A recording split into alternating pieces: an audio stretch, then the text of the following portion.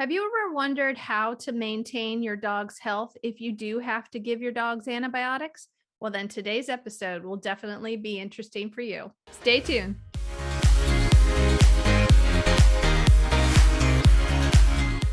Hi, welcome to Dog Happy. I'm Missy. Today we have AnimalBiome back in the house. Please welcome Dr. Holly Ganz and Carlton Osbourne. Hi, Holly and Carlton. How are you? It is great to have you back. Well, it's great to be here. So happy to see you again. Hi, Melissa. Hi. So this is Holly and Carlton from AnimalBiome. Can you remind our listeners exactly what your company does? Sure, absolutely. So we use the latest microbiome science to find out what's going on inside the gut of your dog or cat. And then we give you detailed recommendations in terms of diet and other supplement changes you can make to improve your dog or cat's gut health and really lead them back to the path to being healthy and happy. That's fantastic. That really is. So can you remind us, Holly, what are probiotics and what is a microbiome and how it relates to health? Sure. So probiotics are beneficial microbes, usually bacteria, but also yeast that have been shown to have a benefit for health, like things like the bacteria in yogurt. There's lots of yeast that are helpful too. And these can help sort of support the gut. And the microbiome is a community of bacteria, fungi, viruses, and other little things that are like an ecosystem inside the gut. And they play really important roles, not just in digestion, but also things like immune system function. All those cells, or half of the cells, are found in the gut. It even makes neurotransmitters. There's a gut-skin axis, gut-brain axis. It's just and there's interacts with liver, kidneys, for the whole system. It's really important. Yeah, it's really important.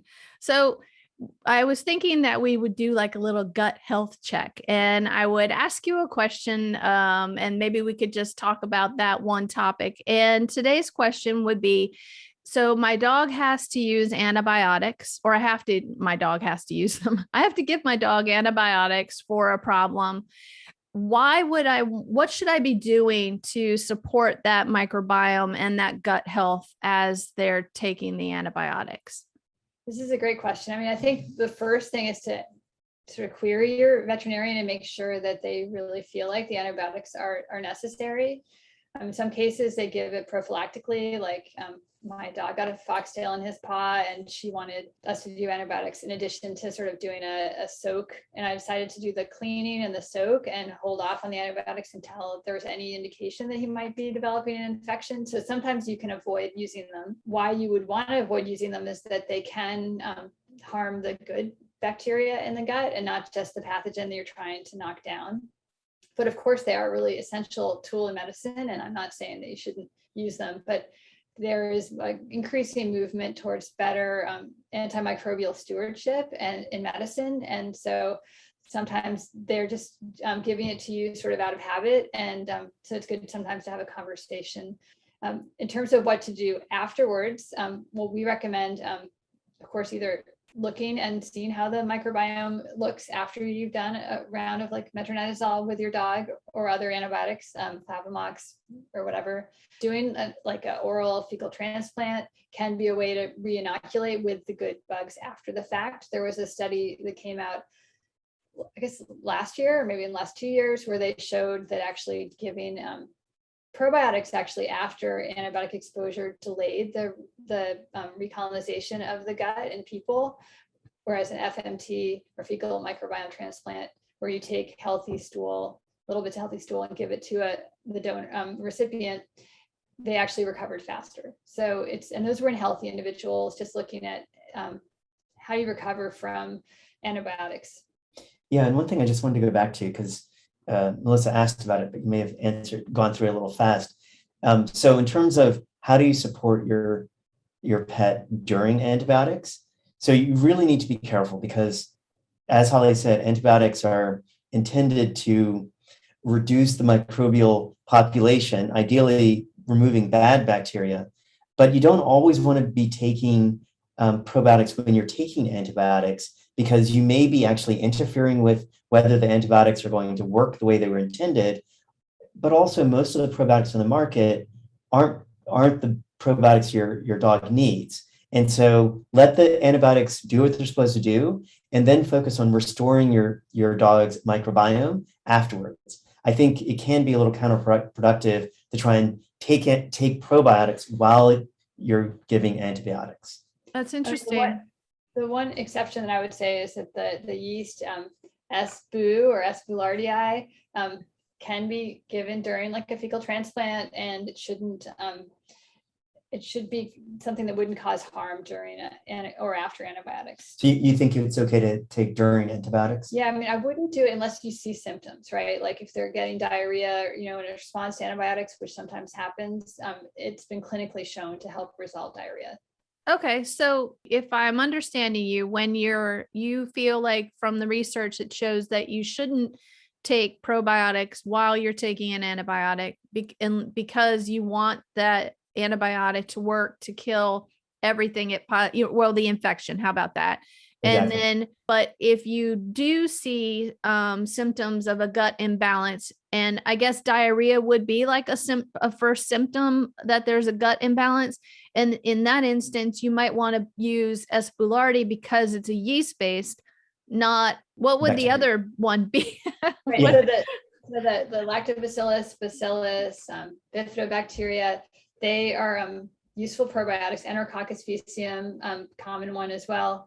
They just can compete with the native bacteria of the gut, and whereas we know that the S. boo does not. Yeah, those are all bacteria, where S. boo is a yeast or fungus. Yeah, it's really hard to kind of know, what to do, especially if your dog has to be on something long term.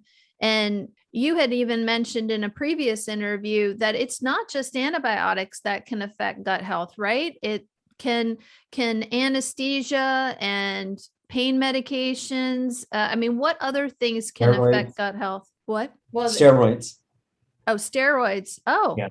Oh, wow. They did a big study a few years ago where they looked at how members of the human gut microbiome respond to a number of medications. I mean, especially antibiotics, antiparasites have a really big effect, but also, and it's not surprising, maybe laxatives, other things that are sort of trying to manipulate the gut are likely to have some kind of unintended effect on the microbiome. Of course, we know antibiotics are doing things, but it turns out it's not just that. So NSAIDs, like you mentioned. Wasn't it like 70%? Yeah. 70% of the drugs that they tested had a negative effect on the microbiome. So it's not just antibiotics. Yeah, a friend of mine had come to me. Her dog she's a young dog. She had been spayed.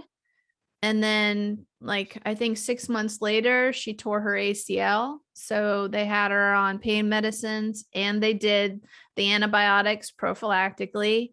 And then she got a UTI, so more antibiotics.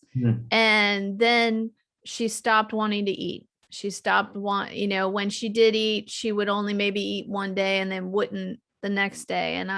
And so I suggested that she look at your product, test the microbiome, see if it's out of whack. With all of those things that she had, I'm like, odds are your microbiome is out of whack, because when you're talking about symptoms like that, the microbiome also helps you absorb nutrients, right? It kind of, if everything's kind of inflamed down there, or in your gut, couldn't it make you kind of feel uncomfortable when you eat? Absolutely. I mean, I think we all know, when we feel unsettled in the gut, right? It makes us anxious.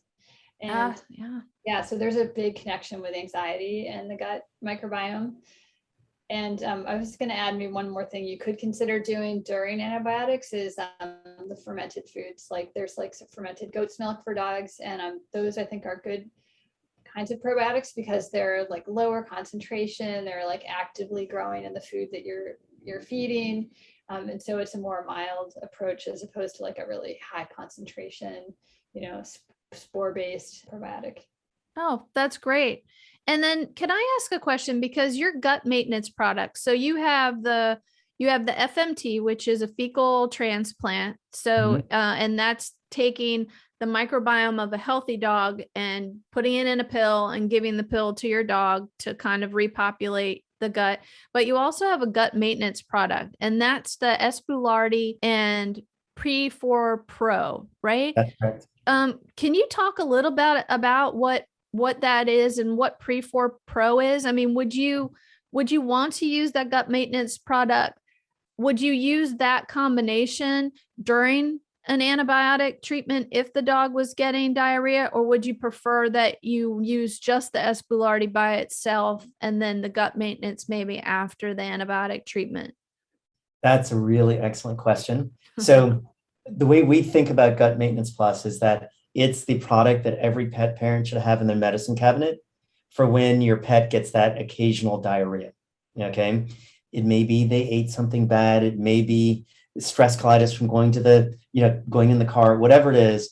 But the Gut Maintenance Plus can address that short-term, unexpected diarrhea. Without antibiotics. Without antibiotics. Right. So it protects and maintains the healthy microbiome. So the question of, do you take it when your pet is having GI distress during antibiotics is a good one. I think it is a good choice. So SBU or Saccharomyces boulardii, for those of us who can actually pronounce it sometimes, is a yeast-based probiotic that has many research studies that show it firms up poop both in cats, dogs, and people. Okay.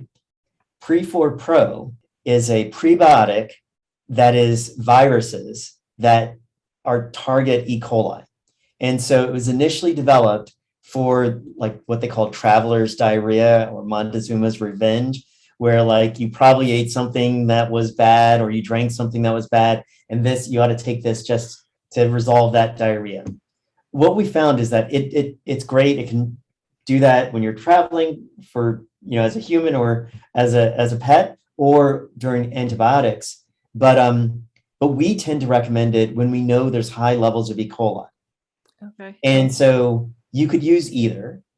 We think that if it's antibiotics, and particularly if it's metronidazole or flagyl, that antibiotic does not attack E. coli.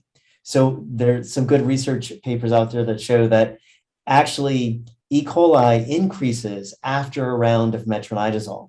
Wow. And so taking Gut Maintenance Plus, if your pet has GI distress while taking antibiotics, particularly if it's metronidazole, is a really good idea. But the S. boulardii could work as well, but we'd probably recommend the Gut Maintenance Plus in that instance. Okay. But you said during, or again, should we wait till after they're finished unless they show some kind of GI upset? Yeah. But otherwise we should just wait till the antibiotics are done. Controversial in some respects, Melissa. We think you should only give your pet supplements they need. Yeah. Yeah. And so if they're not showing any signs, let's just wait and see how they do. Yeah. I mean, they have shown that probiotics can alter the outcome of chemotherapies. And so I think doctors used to just recommend just do a probiotic when you're on antibiotics or chemotherapy, but now they've realized that we don't always know how it affects the efficacy of the drug. And so I would use it more in response to symptoms. Those are interesting thoughts. And it's really interesting to know when to use them, because, you kind of do just want to be prophylactic, hey, I'm just going to do all this just to make sure nothing happens. But by the same token, you don't want to cause any harm. Not that it would necessarily, but we also want our dog to get better. Let's not have to use multiple rounds of the antibiotic. Let's use it and then take care of it. So when after a round of antibiotics, then would you suggest that you just start with the gut maintenance unless you have an issue? Or are there a certain set of symptoms that you would say, you know what, you probably should just do the microbiome check, because these are some things that are probably saying that maybe you're a little more out of whack than the gut maintenance is going to be able to handle? So our company is really focused on bringing science to the veterinary practice. And so we're really big advocates of data. And we believe that the more you know, the better you can take care of your pet.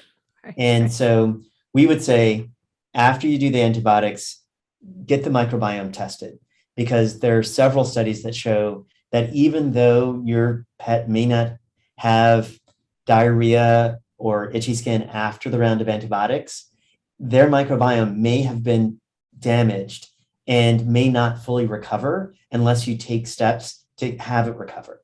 And so again, we'd probably say, don't just start throwing things at, in terms of supplements or probiotics. Let's figure out what's the state of your pet's gut, particularly if they aren't having symptoms, right? Get the gut tested. If they are having symptoms, then address the symptoms and get the gut tested. But we're big folks on big advocates of knowing where you stand, assess what's going on, then create a plan to attack it. Well, that's interesting because, like I was talking about my friend's dog, none of those symptoms would really say to you right away that the gut was out of whack unless, you were me and I had spoken to you and I kind of, I don't know. Inappetence is a real indication of a gut imbalance. Basically, if they sort of sniff around their food and then don't eat it, or they eat, breakfast, but then don't eat dinner or breakfast the next day, that's really an indication of their gut being unsettled. And it's not just diarrhea. It's not just vomiting. I mean, that is an indication. So you were definitely right on to say, hey, something's going on. You should take a look. I mean, other things are like they start eating grass. They might start eating soil, seeking out like duck poop or whatever, cat poop on the sidewalk. They're all telling you there that unless they just really like eating cat poop, they're telling you something. Yeah, there's been a couple times my sister's dog has done it and mine has done it. And I can't quite figure out what it is, but it's almost like this frantic need to eat anything. I mean, hair, piece of paper, grass, and they will eat a ton of it. So you almost have to control it, but it's very unusual. And it usually kind of comes on out of the blue. It's very interesting. It doesn't happen often enough that you can kind of track it or figure it out. So it's usually just a control thing. But I think sometimes we pet parents think that it has to be that level before it becomes a gut problem. And so this subtlety, maybe I want to eat, maybe I don't, really does point to looking at the gut. If you're not seeing anything else that's like stands out as an issue. Oh, that's so great. I did have one more question about probiotics. So I know that for myself, when I feel a sore throat coming on, I will like double and maybe even triple up on a probiotic, and it seems to kind of kick the sore throat. Is there a problem with going too much? I mean, I haven't felt any issues after doing something like that, other than my sore throat has gone away and I feel better. But I just wanted to just ask, is there too much probiotic? Well, I think it's just like vitamins, like it may be that you don't need them, but probably your body can just excrete them, right? So, but I think we think in general, like if you're healthy and you're eating a good diet, same with your dog, like they're probably fine and you don't need to supplement with vitamins or probiotics. But yeah, if you're feeling like something flaring up, it doesn't seem like it would do any harm. They're safe. They've been shown to have beneficial effects. But with us, it's a little bit different because I do the same thing as you, Melissa. And there's this other product I take called Epicor, and that's what I normally take when I'm starting to feel sick. But the thing is, virtually all probiotics on the market that are marketed to cats and dogs were developed for people. That's right. And I forget that every time. Exactly. Sorry. And so the reason we have so much more caution with the use of the most probiotics on the market for cats and dogs is that it's not the right microbes for your cat or for your dog. And so like us taking a lactobacillus, that's really going to help us because that's what we need. But it's not the same for our cats and dogs. And so we're working to develop those products specifically for cats and dogs. In the meantime, we're creating a line of supplements that we see being effective in helping sick pets.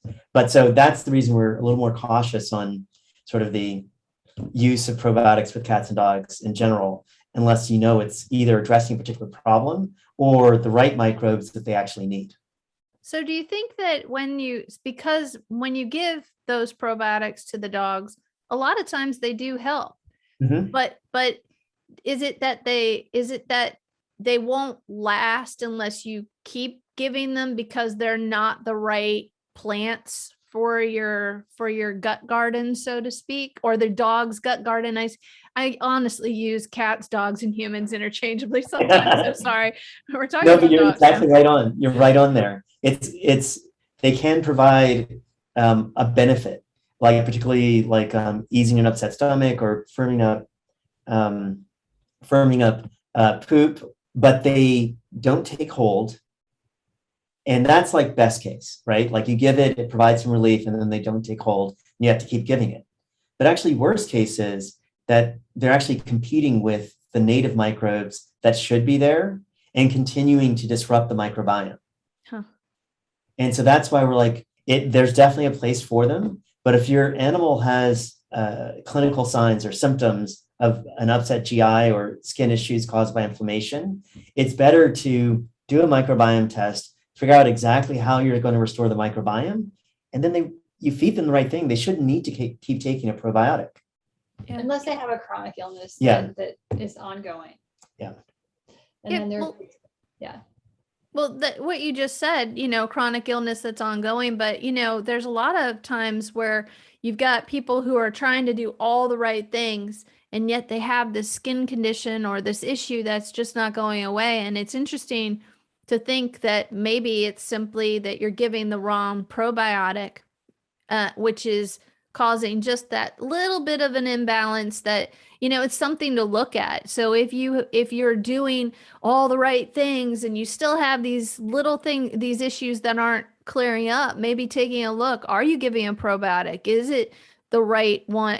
Unless it's specifically made for, well, there are some that are marketed for dogs, but really is there anybody out there that has the specific dog and cat microbes that you all offer?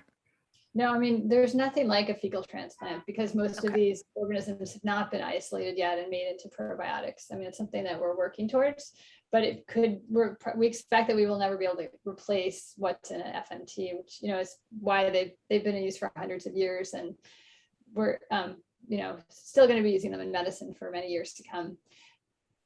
Do you want to add? Yeah, just that there are some companies that have isolated microbes from cats and dogs and brought them to market. The thing is, there's still a lot of research to better understand exactly how they will benefit and what cases. And that's part of the research that we do here at AnimalBiome. And so right now, if you really want to replace the native microbiome for your cat or dog, it's fecal transplant. We believe in the next few years, there'll be other products that are much more targeted, maybe not the whole fecal transplant, but just the ones your pet needs. And that's the future we're working towards.